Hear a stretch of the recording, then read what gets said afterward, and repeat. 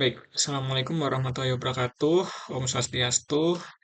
Izin, saya Kak Fendi Yulio Prasetyo akan menjelaskan tentang aplikasi baterai dalam energi terbarukan.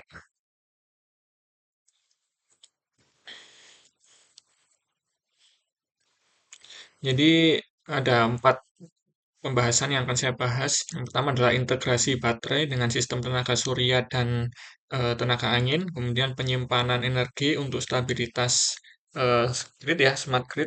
Kemudian yang ketiga penyimpanan energi untuk sistem off-grid, dan keempat adalah keuntungan dan tantangan dalam penggunaan baterai.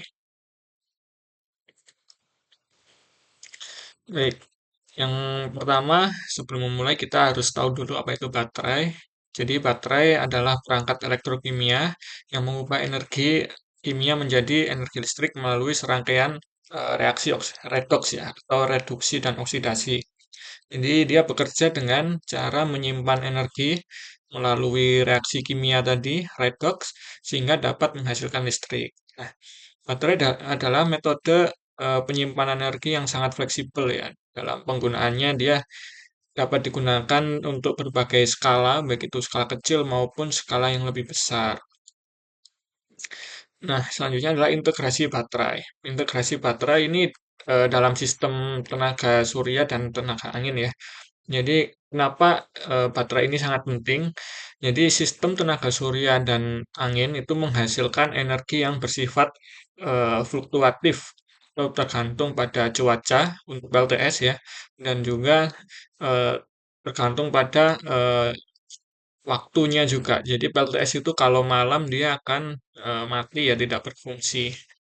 Nah, fungsi baterai ini dia dapat menyimpan energi yang dihasilkan untuk digunakan saat kondisinya tidak optimal atau saat tidak digunakan. Jadi ketika PLTS itu malam hari, dia akan menyimpan energi melalui baterai. Jadi baterai tadi terintegrasi dengan pembangkit PLTS.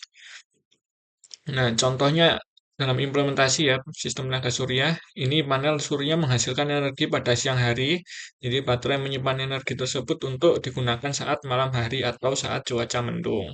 Kemudian dalam sistem tenaga angin, misalnya baterai ini menyimpan energi yang dihasilkan selama periode angin yang kencang, sehingga dapat digunakan saat anginnya tidak berhembus. Selanjutnya untuk stabilisasi grid ya atau di smart grid. Jadi smart grid ini kita memungkinkan untuk pengelolaan distribusi energi secara lebih efisien. Jadi kita dapat membantu menyerap energi yang lebih besar oleh sumber energi terbarukan dan mengeluarkannya saat permintaan itu tinggi. Kemudian manfaatnya apa? Jadi manfaatnya di sini yang pertama mengurangi fluktuasi pasokan energi, kemudian menjaga kestabilan grid secara real time dan meningkatkan ketahanan energi terhadap gangguan dan pemadaman. Nah, selanjutnya penyimpanan untuk sistem off-grid. Jadi kalau off-grid ini tentunya di daerah-daerah yang tidak terhubung dengan jaringan listrik ya. Jadi ini baterai ini menjadi sangat solusi penting untuk daerah-daerah 3T ya, dan juga tentu di sini kita dapat mengurangi ketergantungan pada bahan bakar fosil atau sistem distribusi yang tidak stabil.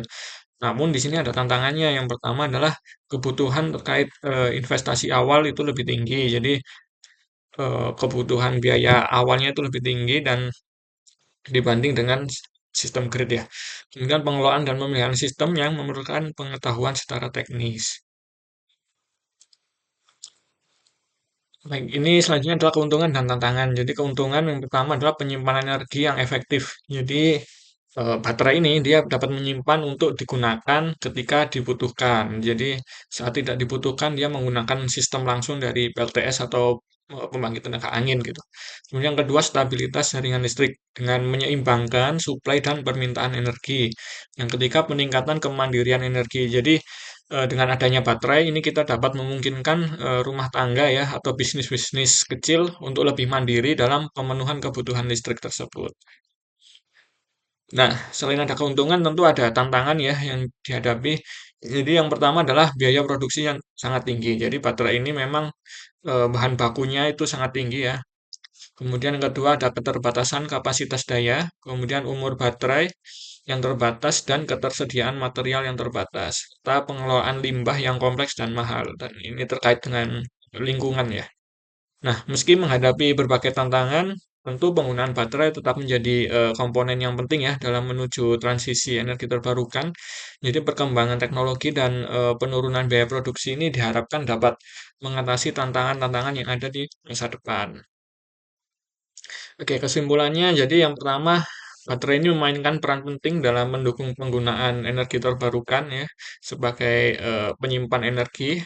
Kemudian meskipun ada tantangan tadi ya dalam hal biaya dan teknologi, namun hingga kini manfaatnya dalam menyimpan energi, stabilitas dalam grid, kemudian penyediaan pasokan listrik untuk daerah terpencil 3T ya, itu sangat signifikan, jadi sangat bermanfaat sekali.